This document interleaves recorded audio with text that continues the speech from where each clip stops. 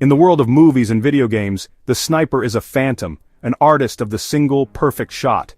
We see it time and time again. The crosshairs settle slowly, moving from the chest up to the head. There is a moment of held breath, a gentle squeeze of the trigger, and the threat is eliminated instantly and cleanly. This dramatic conclusion is a staple of action storytelling. It reinforces a powerful myth. The headshot is the ultimate goal, the hallmark of a skilled marksman. This depiction, however, is a profound distortion of reality. It presents a simplified, sanitized version of a complex, dangerous profession. The truth for a real-world operational sniper, whether military or law enforcement, is that the headshot is often the shot they try to avoid. It is a last resort, a high-risk option, used only when all other possibilities are exhausted. The reasons are not lack of skill, but a deep understanding of physics, anatomy, and the harsh realities of live engagement. Decision-making follows strict principles focused on one objective: neutralize the threat effectively and safely. The dramatic headshot rarely aligns with that mission. This essay will peel back the layers of cinematic fiction. We'll explore why disciplined shooters deliberately aim away from the head. We'll examine bullet behavior on impact, medical outcomes of different impact points, and the tactical and legal frameworks behind every shot. The goal: replace myth with a clear view of the sniper's true craft, a craft built on calculation and an unwavering commitment to mission success. So if a headshot seems final, why do experts consider it a poor choice? The answer lies in many factors rarely shown on screen. From the unpredictable bounce off a curved skull to the legal repercussions of a shot gone wrong, a sniper weighs a dozen variables in the split second before firing. Understanding these variables shows the difference between fiction and professional practice. To understand why a headshot is so risky, we must first understand the basic physics of a bullet in flight and upon impact, a field known as ballistics. A bullet is not a magical laser beam that travels in a perfectly straight line and instantly vaporizes its target. It is a physical object subject to gravity, wind, and atmospheric pressure. Over long distances, a sniper must calculate for the bullet's drop and its drift due to wind. These external factors introduce a margin of error that grows with every meter of distance. A slight miscalculation or a sudden gust of wind can easily turn a planned hit into a complete miss. Once the bullet arrives at its target, the science becomes even more complex.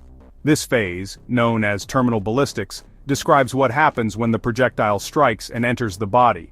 A bullet carries an immense amount of kinetic energy, which it transfers to the tissue it hits. However, the human skull is a marvel of natural engineering. It is a hard, rounded, and layered surface designed to protect the brain. When a fast-moving projectile strikes this curved bone at an angle, it may not penetrate cleanly. Instead, it can ricochet, skipping off the surface in an unpredictable direction, much like a stone skipping across water. Another significant risk is fragmentation. High-velocity rounds, upon striking hard bone, can shatter. The main projectile might break into smaller, jagged pieces, and the bone itself can splinter into deadly fragments. These secondary projectiles then travel through the brain tissue on chaotic, unpredictable paths. While this sounds devastating, it does not guarantee an instant stop. More importantly, if the bullet only grazes the skull, it might fragment externally, sending pieces of lead and copper flying, potentially injuring bystanders or revealing the sniper's position without neutralizing the primary threat. Finally, we must consider the concept of overpenetration. This occurs when a bullet passes completely through its intended target and continues traveling with enough lethal energy to harm whatever is behind it. Beyond the complex physics of ballistics, the simple anatomy of the human body makes the head a fundamentally challenging target. The human head is a surprisingly small target, measuring only about 9 inches tall and 6 inches wide on average. Now consider that this small target is almost never stationary. A person who is standing, walking, talking, scanning their surroundings. These movements, though minor, are rapid and unpredictable, making the head a much more difficult target to hit than the torso. The chest, or center of mass, presents a much larger and more stable target area. An adult male's torso is roughly 18 inches wide and significantly taller, offering a much greater margin for error.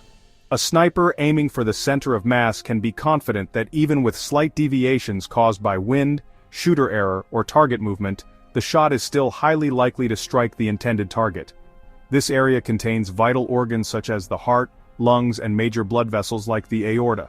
A hit to this region is statistically more likely to incapacitate a threat quickly and reliably than a hit to the smaller, more mobile head. Snipers in professional military and law enforcement organizations do not operate in a vacuum.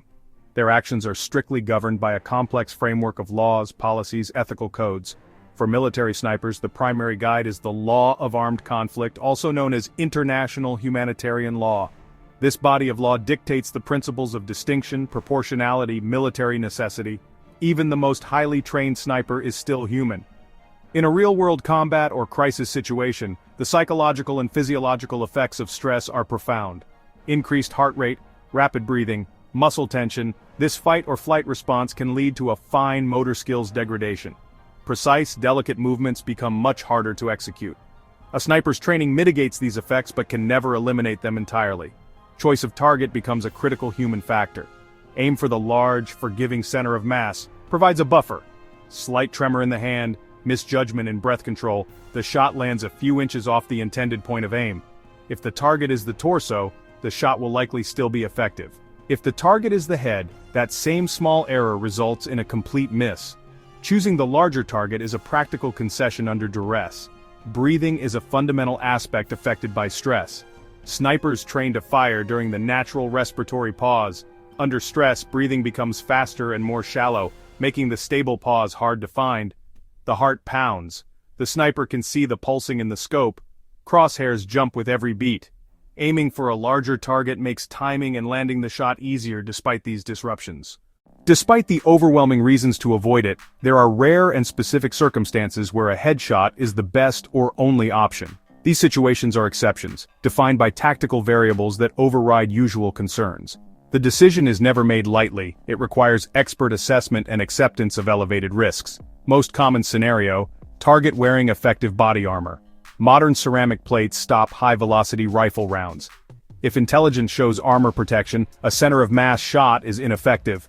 The head may be the only exposed vital area. The sniper must weigh a low-probability headshot versus a zero-probability torso shot. Then the headshot becomes the only viable path. Another situation, hostage rescue.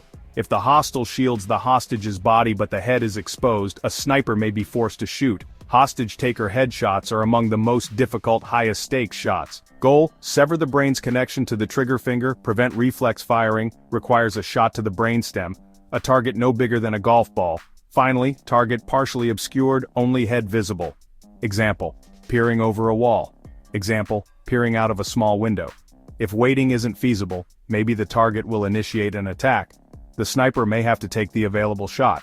In all these cases, the sniper must also confirm the background is clear and that collateral risk from miss, ricochet, or overpenetration is acceptably low, a condition that is rarely met in chaotic environments. The image of the sniper delivering a flawless headshot from a mile away is a powerful and enduring piece of fiction. It speaks to our fascination with ultimate precision and effortless victory. The reality, however, is far more complex and grounded in pragmatism. For the professional sniper, every decision is a calculated risk assessment. The headshot represents a confluence of high-risk, uncertain reward. It is a shot taken not as a first choice but as a last resort.